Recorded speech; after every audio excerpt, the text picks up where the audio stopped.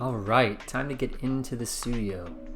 So I'm just here on my projects page and I can click Enter Studio and that will bring me into the Soundtrap studio. And it's going to show me this template option. I've got the choice between a music template or a podcast template. For now, I'm going to go ahead and choose podcast. And the only difference between these two templates are at the top, if I choose a podcast, you'll see that this timeline is in seconds and minutes. Whereas if I chose music, it would be in musical beats and measure numbers. Then the other difference is my microphone by default with a podcast will have no effects on it. Those are the two main differences. So now let's take a second and just do a quick tour of the studio so you can see what all the buttons do. So I'm going to start on the top right and I'm going to kind of work my way clockwise.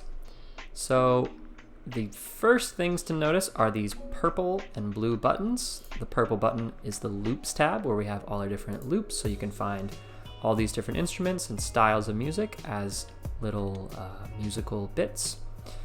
And then below that you've got the collaboration tab. This is where I can invite either students or other teachers or people that I want to collaborate with by clicking this button. And then I can invite them with their name or with an email. And then when they come into the project, I can chat with them here in this window. While I'm still up here in the top right corner, let's talk about this little magnet. This allows you to snap to the grid. So especially if you're working in a music project, you probably will want this on. This means whenever you drag something, it's going to put it right on a beat, right on one of those markers. And that can be really helpful for lining things up. You can always turn that off though if you don't want it to do that automatically. But that's what that button does. I usually leave it on and then I use command. I hold down command when I drag something to have fine motion. I can show you that later. And then this gear changes the grid size and the time signature and the ruler either in beats or time. So if I switch to beats, you'll see now I'm in measure numbers and I can see all the different beats. And this button right here changes cycle mode on and off. And what that allows you to do is to loop a certain section or have it cycle. And then moving down, I've got the zoom in and zoom out buttons. And then I've got down here, I've got the controls for the metronome, so I can turn the metronome on and off, click the gear to change the count in, the volume of the metronome, or the sound of the metronome right there.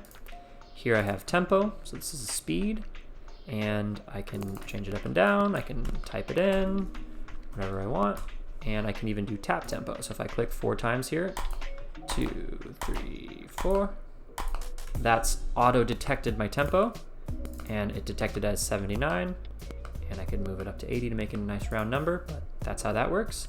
Right next to it, I've got the key control, so I can set the key before I bring anything in, or as soon as I start adding loops, it will detect the key of that loop and put the key there, and then I can always transpose from here.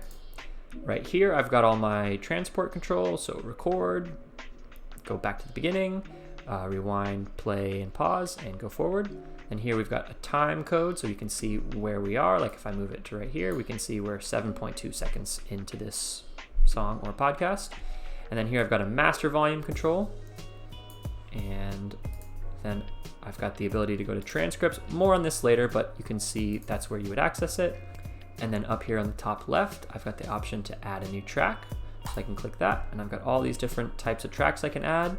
I can add a voice and microphone if I want to record something, or I've got all these software instruments I can do, or I can do a guitar and bass amp if I want to plug in my guitar or my bass. I can also import a file, and that could be an audio file or a MIDI file. Another way to import a file is to just click it from here, this little button. It will allow me to import a file.